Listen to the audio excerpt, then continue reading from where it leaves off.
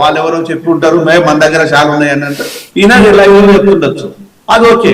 మరి రేవంత్ రెడ్డికి ఈ రోజు నిజంగా కనుక నీకు చిత్తశుద్ధి ఉన్నట్టు అయితే ఈ రోజు నువ్వు రాగానే శ్వేతపత్రాలు రిలీజ్ చేసిన నువ్వు ఎక్కడెక్కడ లెటర్లు పెట్టిన అవి కూడా రిలీజ్ చేయి.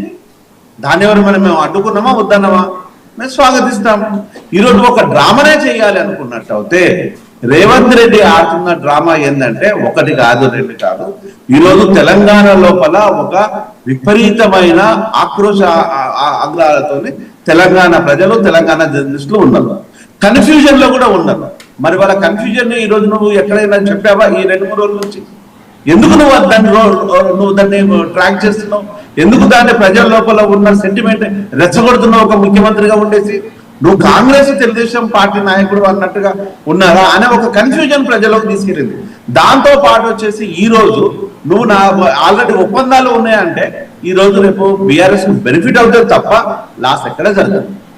బీజేపీకి బెనిఫిట్ అవుతావు తప్పితే లాస్ ఎక్కడ జరగదు. అంటే ఈ రోజు నీ మీద ఏ కేసులు లేకుండా, నువ్వు చేసే అక్రమ దందాల మీద కేసులు లేకుండా, నువ్వు చేసే భూదందాల మీద కేసులు లేకుండా ఈ రోజు ఆంధ్రప్రదేశ్ లో ఉన్న నాయకులు ఇక్కడికి వచ్చి ఏ డ్రామా చేయకుండా పవన్ కళ్యాణ్ లాంటి దోపిడీదారి వ్యక్తిగా ఈరోజు 10 ఎకరాల భూమిని కొల్లగొట్టేసి, 10 ఎకరాలు కాదు దగ్గర చాలా ఉన్నది, 10 ఎకరాలు మాత్రం వెలుగులోకి వచ్చేసింది. 10 ఎకరాల భూములను కొన్ని ధర పవన్ కళ్యాణ్ పేరు మీద శకం భూములు రాపించుకున్నట్టుగా కాకుండా వాళ్ళను దాపెట్టి ఈ డ్రామా చేయడం లోపల నీకున్న ఆంతర్యం ఏంటి, నీ పర్సనల్ ఇంట్రెస్ట్ ఏదని ప్రజలు అడుగుతారు కదా.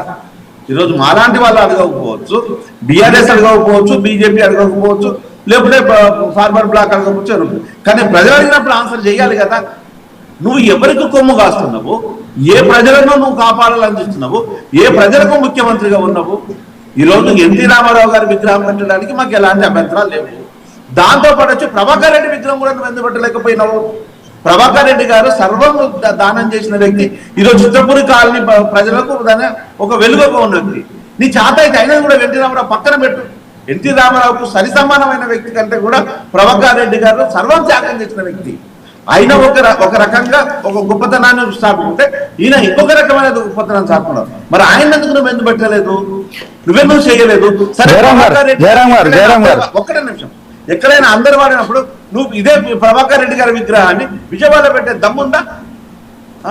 తెలంగాణలో ఉన్న నాయకులు కావచ్చు, లేకపోతే జయరాజ్ అనే ఒక సూపర్ స్టార్, ఇక్కడ స్టార్లు అనేది పృథ్వీరాజ్ గారితో పనిచేసేసి రాజ్ కపూర్ గారు సాష్టాంగ నమస్కారాలు చేసిన జయరాజ్ గారి విగ్రహాన్ని బట్టి నీ దమ్ముంటే ఆయన కళాకారుడే కదా.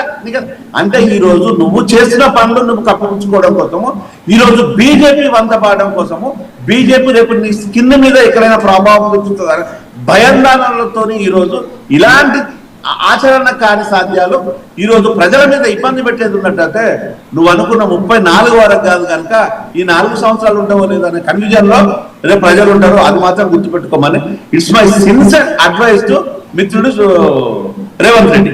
ఓకే, థ్యాంక్ యూ జయరామ్ గారు. సో దయచేసి నాకు వేరే ఛానల్ ఉంది, so I'm quitted. I'm very sorry to say like this, so I'm very sorry. Okay right, thank you. Doctor PV Reddy గారు.